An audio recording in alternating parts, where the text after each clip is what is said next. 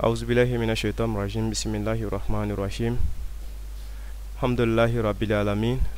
Summa salatu wa salam ala rasulullah. Bonjour, chers élèves de l'ONG Service Éducation, principalement le niveau de première D. Alors nous remercions Dieu pour nous avoir gardés jusqu'à ce jour afin que nous assistons à notre cours de géographie, et pratiquement c'est la dernière leçon du programme. Donc je vous exhorte à patienter et à suivre efficacement ce cours-là. Votre micro, votre enseignant, M. Traoré. Alors, je vais faire l'économie de la situation d'apprentissage. Alors, sachez que nous sommes au thème 4, le processus de mondialisation. À ce thème-là, nous sommes sur la deuxième leçon, les conséquences de la mondialisation. Alors, en guise d'introduction,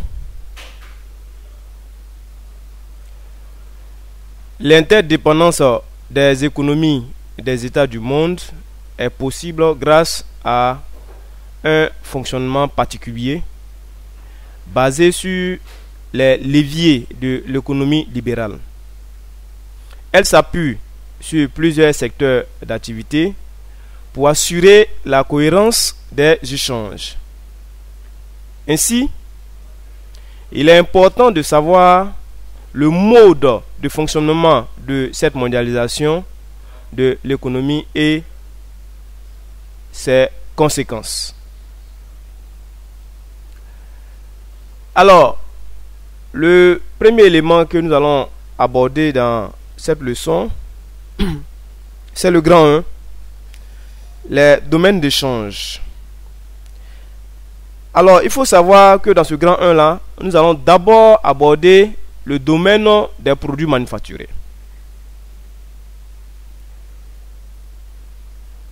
Les produits manufacturés viennent en tête dans les échanges internationaux. Ils portent sur les produits de l'électronique et de l'informatique. Les principaux pays exportateurs sont le Japon, les États-Unis, l'Europe occidentale, la Taïwan, la Corée du Sud, Singapour, Hong Kong, etc. Que retenir de cette partie ou de cet élément? Il faut savoir que la mondialisation est basée sur les échanges. Et les échanges, nous avons plusieurs éléments sur lesquels se fondent les échanges. Mais l'élément premier que nous avons abordé, c'est les produits manufacturés. Alors, les produits manufacturés là, ce n'est rien d'autre que les produits transformés dans le secteur secondaire qu'on appelait les industries. Alors, ces produits sont essentiellement électroniques et informatiques.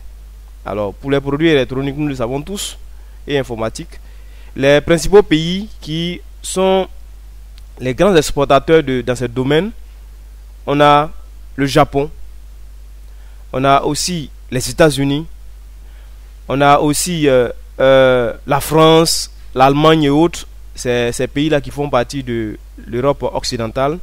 On a Taïwan, la Corée du Sud, Singapour, Hong Kong, mais sans oublier la Chine, la grande Chine, qui est vraiment beaucoup avancée dans ce domaine. Alors, en guise d'exemple, il faut savoir que quand on parle de produits informatiques, les ordinateurs, les web, les hubs plutôt et autres, et des produits électroniques, les portables, ainsi de suite. Voilà. Alors, toujours dans ce domaine des produits manufacturés, nous avons le cas de l'automobile. Alors, il faut savoir qu'en automobile, la demande des voitures personnelles nécessite qu'on augmente et qu'on augmente la demande. Comment dirais-je, en d'autres termes, dans le cadre de l'automobile, la demande est forte. Alors, les principaux exportateurs de ces automobiles-là, c'est pareil, on a la France, on a l'Italie, on a le Japon, l'Allemagne et les pays nouvellement industrialisés, qu'on appelle les NPI. Alors, les marques, nous les connaissons tous, hein. Quand on parle de la France, il s'agit de Renault, il s'agit de Peugeot. Alors, s'agissant de l'Allemagne, c'est simplement Mercedes et d'autres marques encore. Le Japon, on a plusieurs véhicules, on a les Honda et autres, ainsi de suite, ainsi de suite. Alors, les nouvelles, ou bien les nouveaux pays industrialisés, par exemple, quand on prend le cas de l'Inde, on est sans ignorer que l'Inde est spécialisée dans les véhicules de marque Tata et autres. D'accord? Alors, comme on l'a vu dans le coup précédent, c'est un milieu d'échange. Un milieu d'échange entre les pays. Et qui parle de mondialisation, parle d'interconnexion des pays les uns des autres. D'où la nécessité de faciliter les échanges.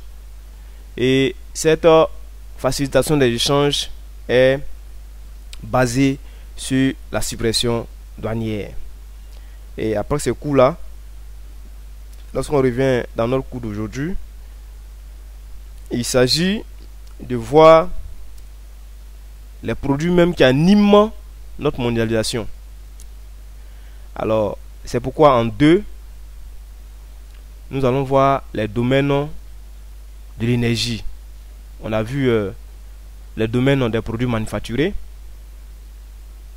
Et maintenant, nous allons toucher un autre domaine clé qui est le domaine des énergies. Alors, le charbon. Oui, depuis 1979, date du deuxième choc pétrolier, les exportations du charbon ont connu une progression. D'accord? Les pays exportateurs sont les États-Unis, l'Europe de l'Est, l'Australie et l'Afrique du Sud. Concernant le pétrole, il constitue depuis 1960 la principale source d'énergie utilisée dans le monde. Les principaux exportateurs mondiaux sont les pays de l'OPEP, c'est l'organisation des pays exportateurs de pétrole, notamment nous avons l'Irak, je pourrais dire d'abord l'Iran, ensuite l'Irak, l'Arabie Saoudite, le Koweït, le Nigeria, le Gabon, la Libye, l'Algérie en Afrique. Concernant le gaz naturel, principal exportateur est la Russie, qui réalise les tiers des exportations du monde. D'accord? Alors, quand on est ou qui est retenu de ce point? Vous savez, le point précédent, nous avions expliqué les produits manufacturés qui sont des acteurs, pour ne pas dire des acteurs même de la mondialisation, les acteurs, les éléments qu'on échange. Et dans ces éléments-là échangés, on a les éléments du domaine de l'énergie. Alors, concernant ce domaine-là, nous avons le charbon. Alors, depuis 1979 lorsqu'on parle du repère de 1979, il s'agit tout simplement de la révolution en Iran, où l'ayatollah Khomeini va renverser le Shah et prendre le pouvoir qu'on appelait le pouvoir des religieux en Iran. Et ce changement de pouvoir-là va provoquer un choc pétrolier, hein, et nous avons intitulé ça la révolution iranienne de 1979. Alors,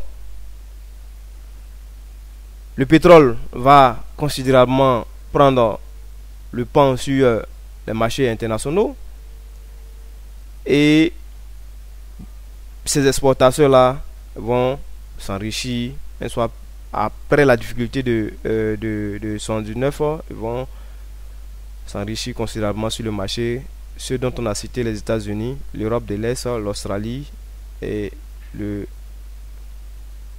l'Afrique du Sud dans le domaine du charbon et le pétrole en lui-même. Il s'agit des grands pays comme les grands pays de l'OPEP qu'on a cité tantôt. Et ensuite le gaz naturel, il s'agit principalement de la Russie et d'autres pays. Alors, nous allons toucher le troisième domaine. Alors, lorsqu'on suit très bien la progression du coût, on a les produits manufacturés qui ne sont rien d'autre que les produits du secteur secondaire. Ensuite, les produits du domaine de l'énergie. Et nous allons toucher maintenant le domaine primaire qui n'est rien d'autre que le domaine de l'agriculture. Alors, concernant le domaine primaire, la consommation du blé nécessite d'augmenter dans le monde car il est consommé dans tous les pays à cause du changement des habitudes alimentaires. Les principaux producteurs sont les États-Unis, l'Union européenne. Dans le domaine du blé, c'est les principaux qui sont là. Dans le sucre, nous avons également très consommé qui est dans le monde. Et les principaux exportateurs sont le Cuba, d'accord, l'Australie, la France et l'Afrique du Sud. D'accord. Donc lorsque nous prenons le blé qui est utilisé dans la transformation du pain, et le pain qui est une alimentation considérablement utilisée dans le monde, je vous assure que le blé a été au centre de la politique mondiale, et même dans certains pays, lorsque le prix du pain arrive à augmenter, cela suscite des crises. D'accord? Ça suscite des crises. Et les exemples sont légion. On a la situation égyptienne, on a la situation soudanienne en Afrique et même en Europe. Et au-delà du blé, il y a le sucre, qu'on pourrait appeler la canne à sucre, est également très consommé dans le monde. D'accord?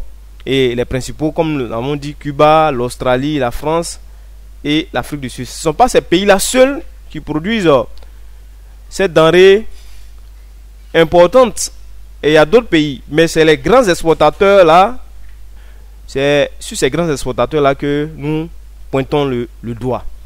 D'accord? Alors, à ces produits de produits primaires, du secteur primaire plutôt, on peut ajouter le maïs, le coton, le café, le cacao et les métaux non ferreux tels que l'uranium, le cuivre et l'aluminium. Alors, les principaux fournisseurs sont les pays du tiers monde. Les pays du tiers monde. Alors, il y a des produits qui sont beaucoup demandés dans le domaine, notamment le blé et autres. Mais au-delà de ces produits-là, on a d'autres produits qui sont ciblés seulement que généralement en Afrique, mais qui ont des renommées, comment dirais-je, mondiales. Notamment, comme on a cité, le maïs, le coton, d'accord, le café, le cacao, et les métaux non ferreux tels que l'uranium. Tout le monde connaît l'histoire de l'uranium. Aujourd'hui, le conflit qui oppose les États-Unis et l'Iran n'est rien d'autre que le conflit de l'uranium, hein, dont le premier producteur de ce produit-là n'est rien d'autre que le Niger en Afrique. Malheureusement, comme nous le savons tous, nous on produit et on n'arrive pas à transformer. Ce qui fait que nous sommes toujours à la traîne de l'évolution technologique et à la traîne de l'économie mondiale.